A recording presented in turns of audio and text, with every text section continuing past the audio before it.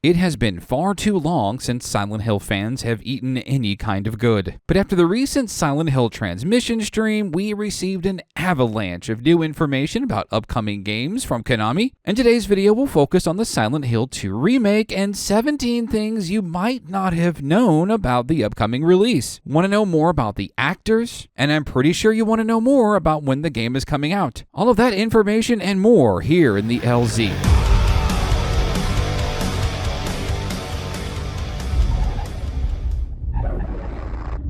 My fellow travelers, it is hot as hell in here, but for me, it's always like this. And I spent some time putting together all the information that I can find about the upcoming Silent Hill 2 remake. Some things you probably saw, but some other things you maybe didn't. Like and subscribe if you approve and enjoy this content and find it informative, and of course, comment below your thoughts and feelings on the Silent Hill 2 remake. Without further delay, let's get into our list. Number 1, Silent Hill 2 has been rumored and was confirmed to be in development by the Bloober Team, most recently of the medium Blair Witch and Layers of Fear. The Silent Hill community is a little mixed on this. While they show competency in graphics and design, the concern centers around the themes that Bloober Team have written before. Previous games have seen criticism about how well these themes are tackled, which is unfortunate because that is a lot of why Silent Hill 2 is popular. The themes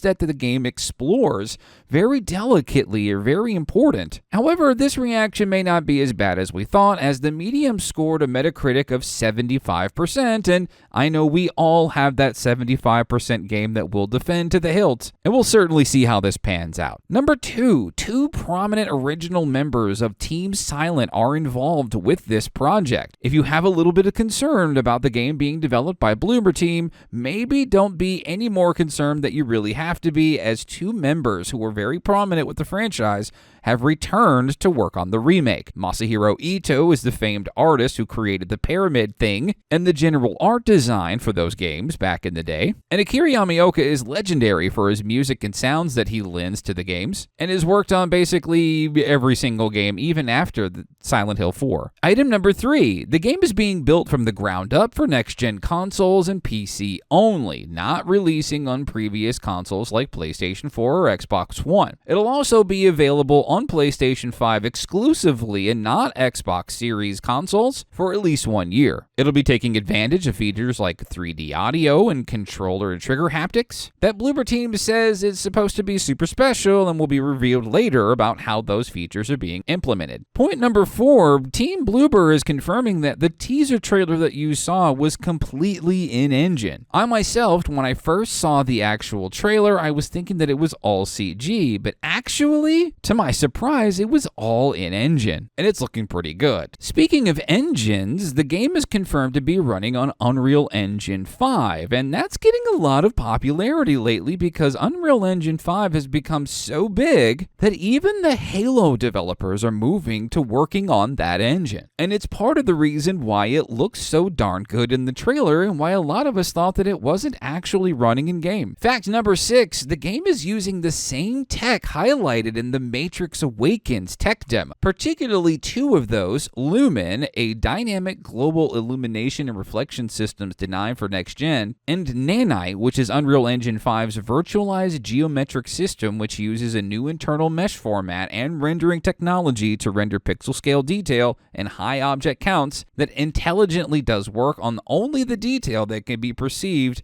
and no more. Its data format is also highly compressed and supports fine-grained streaming with automatic level of detail. 2 of the biggest things that Silent Hill 2 was known for was its level of detail and how great its environments looked, and the lighting system, because the game relies on light and darkness to drum up the scares. Point number 7, I know that this was probably more about point number 4 or 5, but Sony and Bloober are saying one of the reasons why Silent Hill 2 was made at least for a year exclusive on PS5 was that the SSD capability allows for no loading screens while traversing the world. world. If you're a big fan of Silent Hill 2 like I am, you'll know that the loading screens were kind of part of the charm, so it's going to be interesting to see just how well this translates to the remake. Point number 8, the game is leaving behind the static camera in favor of a more over-the-shoulder perspective instead. The original camera was widely described as annoying and uncooperative to a lot of players. Combat is also getting an overhaul as well, and it's not going to be as clunky, and a lot of folks seem to be a little suspect of this. If you've played Silent Hill Homecoming, you know exactly what I mean. Point number 9, the devs are aware of feedback for the trailer. Masahiro Ito himself has responded to people on Twitter who've given constructive feedback,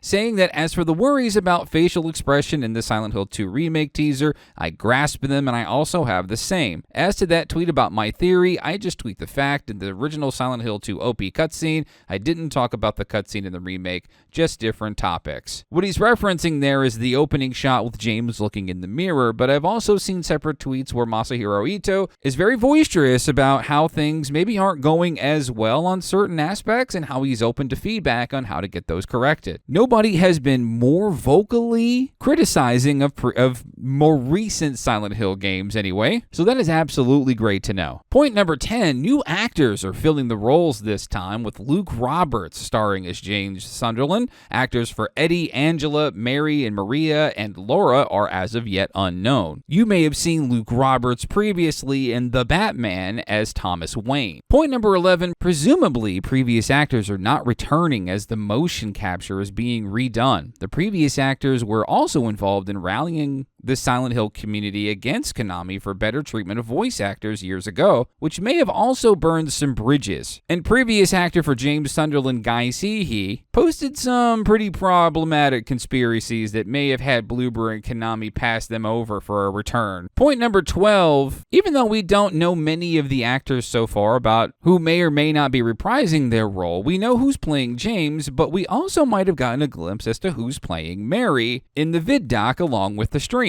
Now, I didn't catch a name for this actress, but this may be the person who's playing Mary for us. Point number 13, Konami reportedly has a short leash on Bloober regarding changes or new content. Bloober Team has some pretty big shoes to fill after Team Silent did such a great job on Silent Hill 2 originally 20 years ago, and Konami might just be apprehensive to allow too much freedom to be taken with the game. Point number 14 shows that the map from the old game and the new game from the beginning of the game is almost completely similar to each other. You can see the same main street that's Nathan Avenue right next to Toluca Lake, the park, Pete's Bolorama, and Heaven's Night are also there. Point number 15, the scene with James pulling at a noose from the trailer actually shows from the later half of the game. In this puzzle, he must pardon an innocent man that was wrongfully executed for a crime they didn't commit. Point number 16, it's reportedly being shown that Bloober Team may be reimagining some of the puzzles